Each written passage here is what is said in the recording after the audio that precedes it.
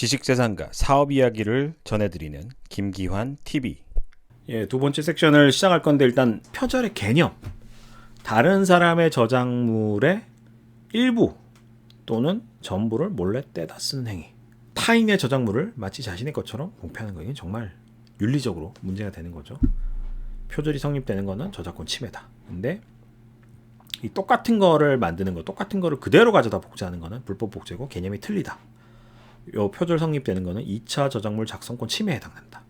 요까지 설명을 좀 드렸고요. 표절 성립이 되기 위한 공식 3가지. 홍익대 이제 법대 오승종 교수님이라고 저작권 쪽으로 되게 유명하신 분이 계세요. 저작권만 한 25년 정도 공부를 하시고 강의도 하신 변호사시고요. 이분이 하신 수업, 이분이 하신 이제 강의들을 좀 보다가 거기서 이제 정리가 잘 돼 있어서 좀 참고로 따왔습니다. 그러니까 피고 원고라고 저는 보통 표기를 하는데 그 다른 교수님 수업에서 이제 하도 그렇게 듣는 게 훈련이 돼가지고 원고가 소송 거는 사람이요. 얘가 내 거 뺏겼어요. 얘가 내 거 표절했어요. 주장을 하면서 소송 건 사람이고 피고가 원고 거 소송 건 사람 거를 뺏긴 걸로 추정되는 거. 네, 이건데 어쨌든 피고가 원고의 것을 기초로 한 것 이거면은 100% 표절이죠. 근데 이제 의거했다, 모방했다 이런 용어를 써요. 의거했다, 모방했다. 근데 이제 원고의 것을 모방한 것이 아니면 만약에 똑같아요, 비슷해요, 굉장히.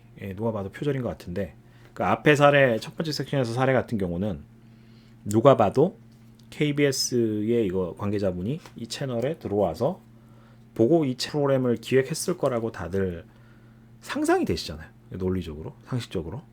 근데 이 뺏긴 것 같은 사람이 따지고 봤을 때 거의 흡사한 것 같지만은 기초로 한 것 같지만은 따로 만들었지만 정말 우연찮게 정말 우연히 얘 거를 본 적도 없고 사람의 생각이라는 게 비슷하기 때문에 그럴 수도 있어요. 진짜 본 적도 없고 들은 적도 없고 근데 만들어 놓고 자기 따나 만들어 놓고 봤더니 얘가 뒤에 만들었는데 얘 거랑 흡사해요.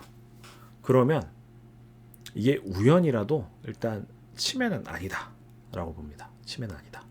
근데 그렇다고 해서 얘한테 얘가 뭐 따로 이걸 활동할 수 있게끔 해주냐 이거는 이제 막 굉장히 좀 꼼꼼하게 따져봐야 되고요. 특허가 발명 특허나 이런 게 되게 어려운 게 여러분들이 이제 살다 보면은 머릿속에 뭔가 번뜩이는 아이디어가 딱 떴을 때 야 이걸로 밥 먹고 살기 좋겠다 이거는 돈 되겠다 하는 아이디어가 보면은 이미 대부분 세상에 다 있어요. 1000개의 아이디어를 내면은 999개가 이미 있다라고 보통 얘기를 하거든요. 있거나 발명의 요건이 성립이 안 되거나. 그러니까 저도 이제 특허 출원을 21건 해보면서 느낀 건데 웬간하면 있어요. 그러니까 진짜 그럴 수 있다는 거예요. 디자인도 그렇고 이 어떤 채널을 운영하겠다, 유튜브 컨텐츠를 만들겠다는 것도 그럴 수가 있다는 거예요. 네, 이거를 하나 일단 좀 살펴보실 필요가 있고 두 번째가 그러면은 모방했고 기초를 했다. 네, 피고가 원고 꼭 보아서 땄는데 제가 이제 첫 번째 섹션에서 뭐 강조를 했던 것 같은데 something new 얘하고 다른 뭔가 something different, something new 뭔가 변형된, translate된 확연히 차이가 나는 뭔가가 들어갔다. 그러면은 표절을 또 아닌 걸로 봅니다.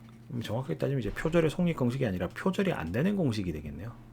새로운 창작 요소. 그러니까 비슷한 것 같지만 그래서 제가 KBS 앞에 사례가 좀 한편으로는 좀 무책임하고 아쉽다라는 생각이 되는 게 KBS는 여기 있는 대기업이에요. 방송계 계통에서는 탑이에요. 근데 저 유튜버는 아마추어 유튜버고 방송 이런 거 잘 모르시는 분들이에요. 두 분이서 하신 분 주로 이제 디자이너고. 그럼 여기서 이거 보고 벤치마킹해서 뭐 방송 만들었다고 쳐요. 만약에 그렇다고 하면은 판결을 나봐야 되겠지만 그러면 대기업이잖아요. 인력부터 해서 경험, 법 뭐든지 훨씬 잘 알고 이미 여기 있다고 역량 자체가. 그러면은 조미료를 뭐뭐만 치면은 여기랑 완전 다른 게 될지 something new가 가미될지 이들은 이미 알고 있을 거예요. 제가 아는 상식에서는 이미 이들은 KBS는 선수 중에 선수, 방송계에서는 전문가 중에 전문가이기 때문에 확연히 다른 채널을 만드는 건 일도 아니고 그런 채널을 또 이제 기획하고 할 때 여기도 분명히 법무팀이라는 게 있을 거고 절차가 있다라면은 상식적인 선에서 이런 프로그램을 기획하고 출시한다라고 할 때 법무 검토 분명히 받을 거라고요. 근데 이런 논란이 생겼다는 거는 프로세스대로 뭔가 일이 좀 잘 진행이 되지 않았다는 느낌을 받아요. 대기업을 다녀본 소감으로서.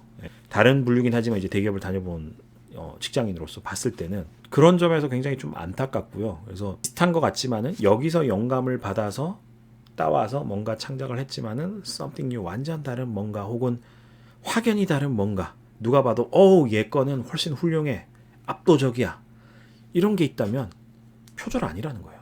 괜찮다는 거예요. 그러니까 표절이 문제가 되는 게, 여기 시장이 있어요.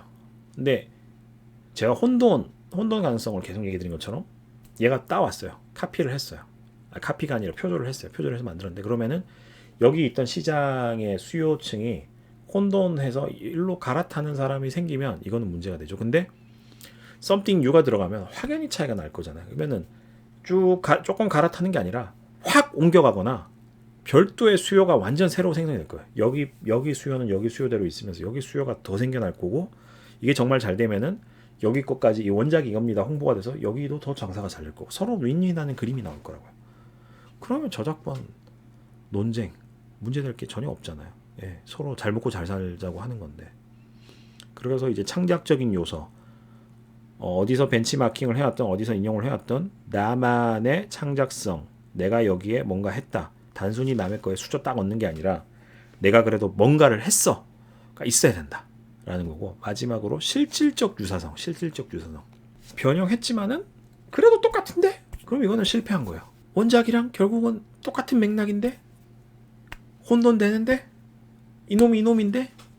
이러면 이건 표절이에요. 표절일 수 있어요. 원론적으로, 이제 이론적으로 얘기를 드리면. 근데 이제 변형으로 인해서 비슷하지만 완전히 다른 저작물이 됐을 때, 예를 들면 이런 거예요. 원작은 연극이에요. 연극하고 뮤지컬은 틀리잖아요. 연극을 뮤지컬로 했다. 혹은 연극을 영화화했다. 연극을 웹툰화했다. 연극을 게임화했다. 이거는 완전 다른 거야.